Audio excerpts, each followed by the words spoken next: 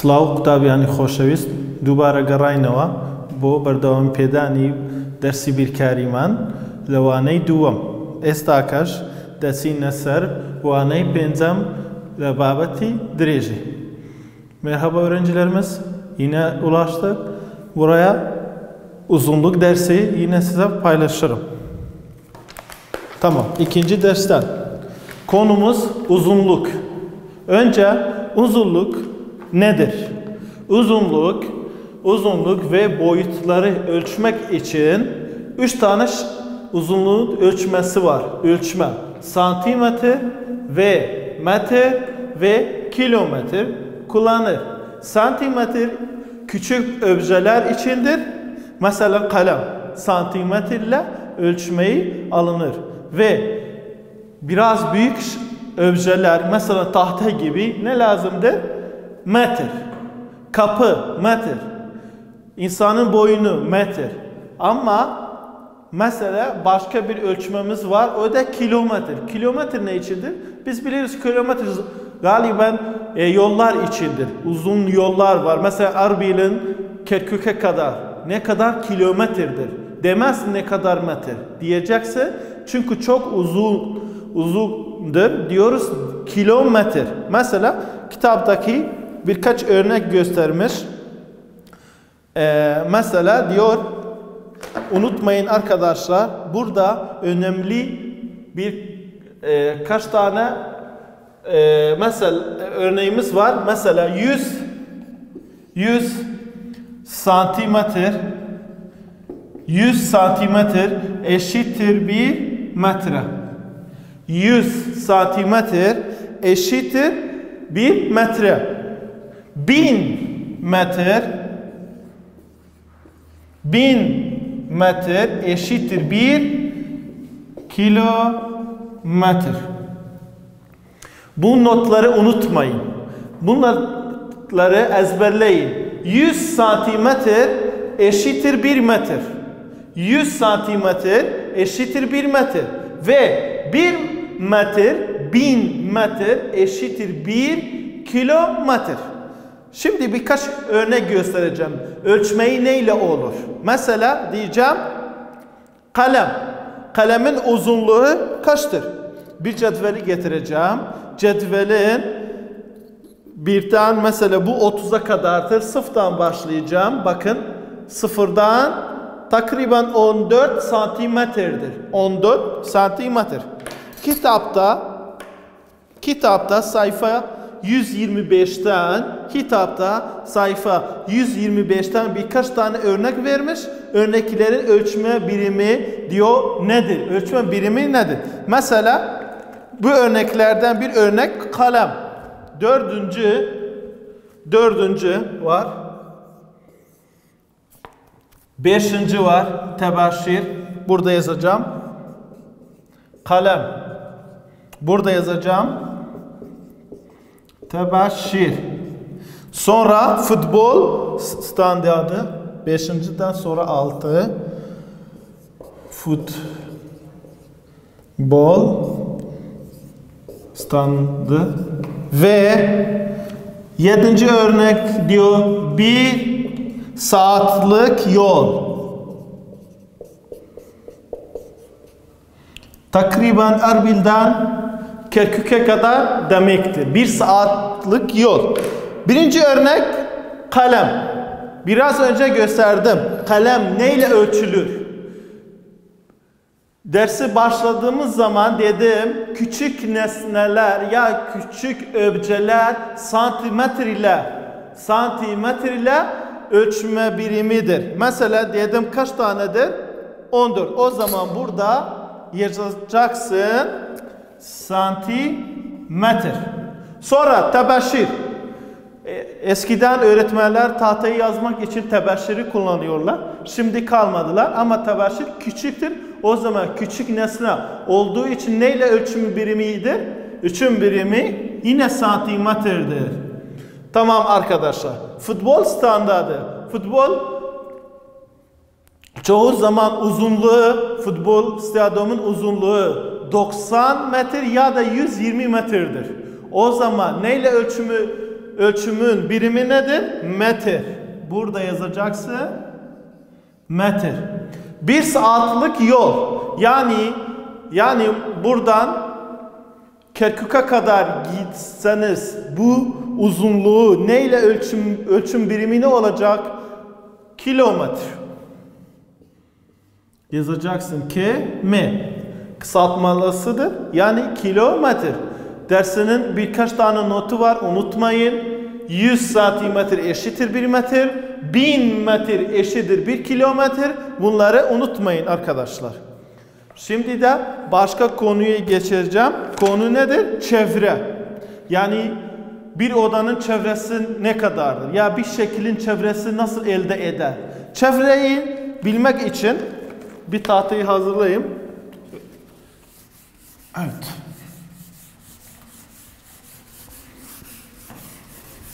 Çevre.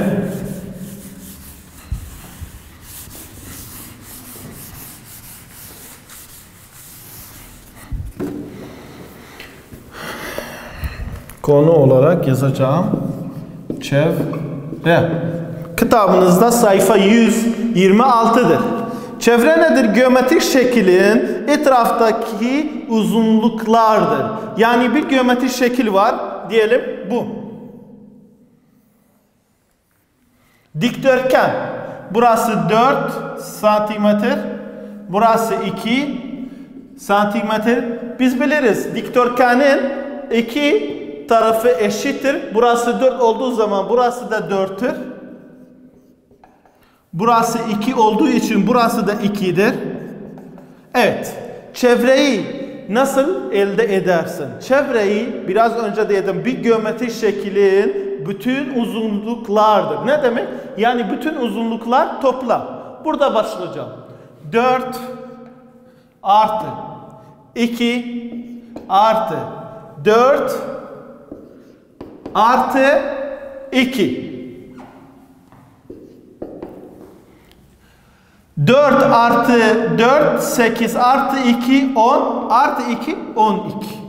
Yani bu dikdörtgenin çevresi kaç oldu? 12. Tamam arkadaşlar. Şimdi sayfa 127'de birkaç tane örnek göstermiş. Ben örneklerden birkaç tane size göstereceğim. Mesela ikinci örnekte bu şekil var. Bakın. Bu şekil var. Arkadaşlar örnekte ne vermişsem bütün çevreyi kaçtır? Yaz. 2, 2, 2.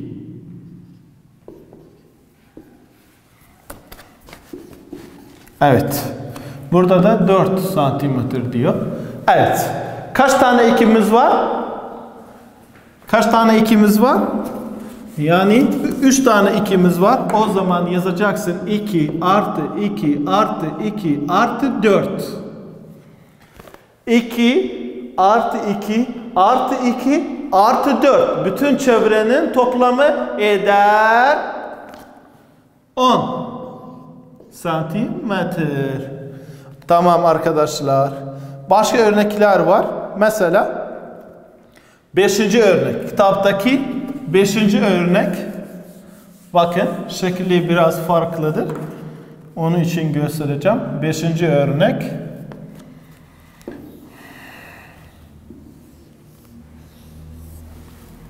Bu tarafı 3 santim. Bu tarafı 2 santim. Burada 2 santim. Çünkü burada 1 var. Burada da 1 var. O zaman burada da 1 olur. Evet. Bu şeklin çevreyi bilmek için, çevreyi elde etmek için bütün çevredeki sayıları topla diyor. Buradan başla. D 3 artı 2 artı 2 artı 1 artı 1 artı 1. Yine dikkat et. 3 artı 2 artı 2 artı 1 artı 1 artı 1. 3 artı 2 5 artı 2 7 8 9 10. O zaman toplam 10 santimetredir. Son soruda bir cebir sorusu var. O soru size çevreyi vermiş.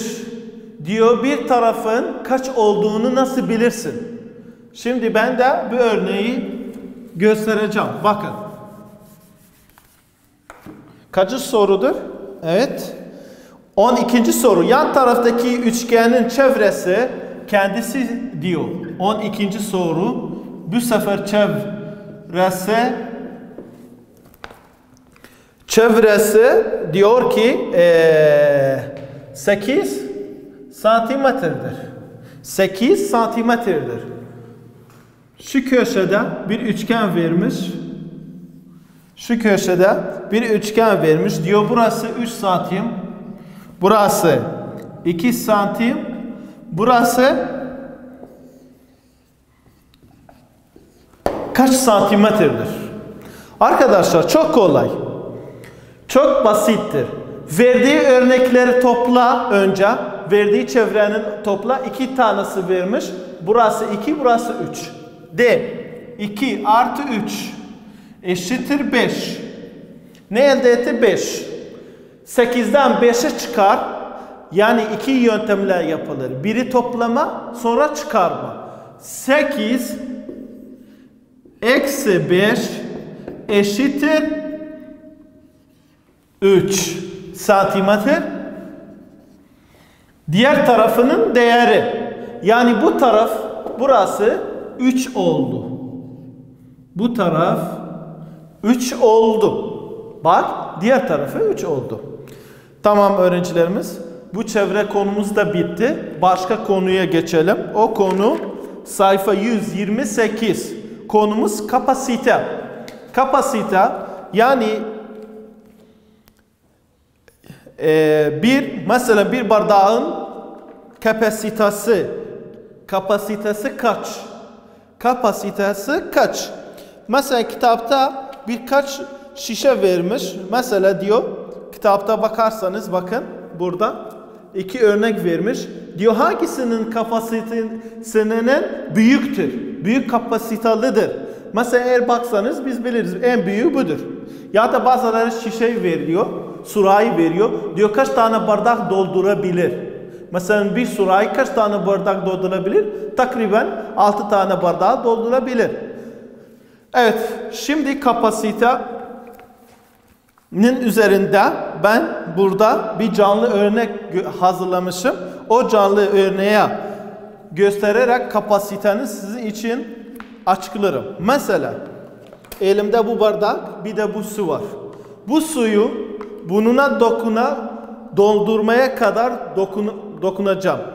Bak, eğer doldu ve bu şişenin içinde kaldı, demek bu bardaktan kapasitesinden daha büyüktür. Bak, örneği yapacağım. Dolana kadar su döküyorum. Bakın, dolana kadar. Bak arkadaşlar, dolana kadar su döküyorum. Bak, bakın. Bak, hala burada takriben yarısı da var. O zaman şişemiz bardaktan kapasitesi daha büyüktür. Buna bakarak, yani bu örnekler, canlı örnekler kullanarak kapasitenin hangisi büyük olduğunu kendini için şöyle faydalanabilirsiniz. Mesela kitapta birkaç örnek vermiş. 2 bardak. Mesela eğer baksanız bir bardak büyük, bir bardak küçük. Diyor ne, en büyük kapasitelik kapıyı çembere alınız. O zaman 2 bardak vermiş.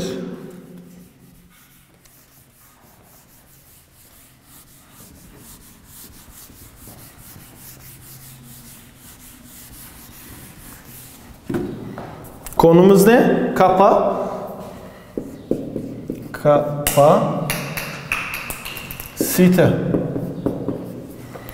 Canlı örneği de gösterdim. Mesela kitapta sayfa 129, ikinci örnek.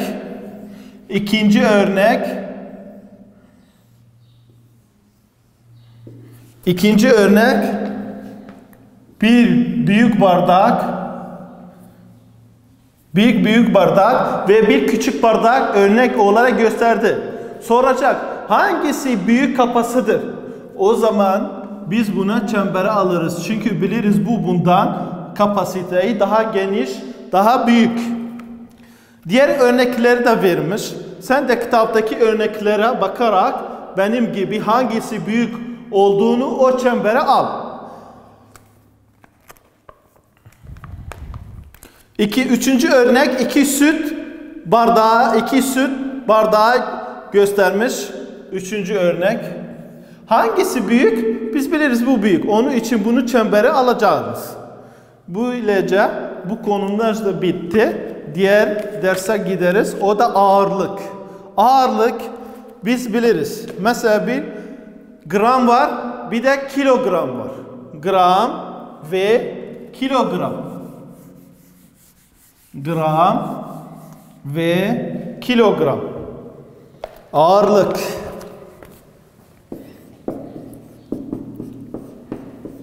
Mesela bir dükkana gidiyor. Diyor 1 kilo nar ver. 1 kilo elma ver. Ya 2 kilo. Neyle bilirsiniz? Bu gramdır ya kilogramdır. Şimdi ben sizin için birkaç örnek göstereceğim. Evet arkadaşlar. Bu dersten önce gram var. Gram kısaltması G ve kilogram var. Kilogram kısaltması G. Burada bir not var. Kaç gram 1 kilogramdır? 1000 gram eşittir 1 kilogram. Bu notu unutmayın. 1000 gram eşittir 1 gram. Sayfa kaçtır? Sayfa 130. Unutmayın. Kitapta sayfa 130. Göstermiş. 1 gram eşittir 1000 gram. 2 kilogram eşittir 2000. 3 kilogram eşittir 4. Mesela 3000. 4 kilogram eşittir 4000. Şöyle örnekleri vermiş. Mesela burada da küçük nesneler. Mesela bu kalem gram mı yoksa kilogramla ağırlığı ölçeriz. Bunun ağırlığı neyle ölçeriz? Gram mı yok kilogram? Biz biliyoruz bu hafiftir. Hafif eşyalar gramdır. Büyük eşya mesela bu tahta. Tahtanın ağırlığı nedir? Kilogram. Tahtanın ağırlığı kilogram. Ama cetvelin ağırlığı gram. Çünkü hafif. Kitapta da birkaç soru vermiş. Diyor uygun tahmini seç. Uygun tahmini seç. Mesela birinci örnek bir mobil telefon. Telefonun ağırlığı diyor 200 gram veya 200 kilogram. 200 gram ya da 200 gram. Ne? Telefon. Diyelim iPhone.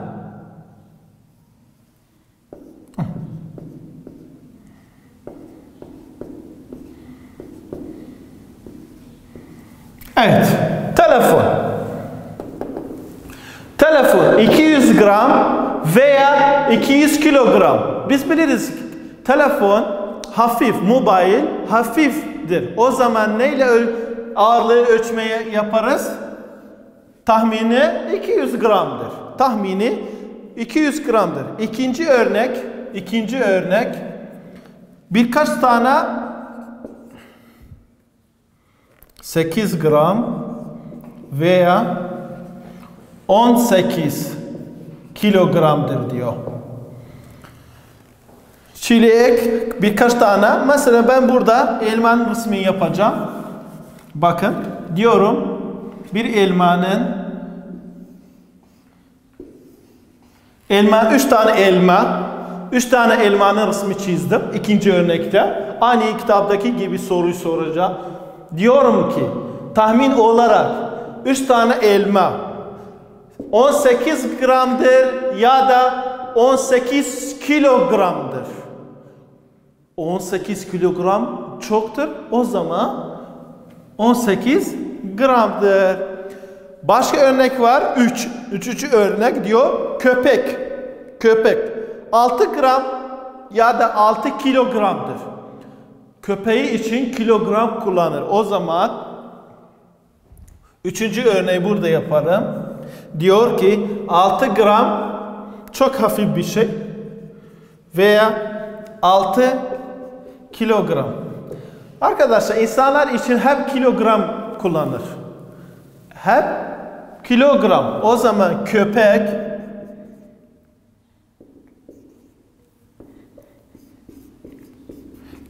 için kilogram kullanır. Bazı şeyleri var. Kitapta 4. 5. 6. örnekler yanında araçlar vermiş ve birimi. Siz de o araçları mesela kalemin uzunluğu neyle yapılır? Kalemin uzunluğu bir araç diye kullan. Kalemin uzunluğu cetvel mi, su bardağı mı, terazi mi? Kalem için kalemin uzunluğu neyle yapılır? Terazi mi? Hayır, terazi kilogramlar içindir. Meyve, elma bunlar içindir. Su bardağlar zaten sular içindir ve onun için cetveli kullanacağız. Cetveli kullandığımız zaman ne verecek? Santimetre. O zaman dördüncü örneği için burada ne diyecek? Kalem uzunluğu.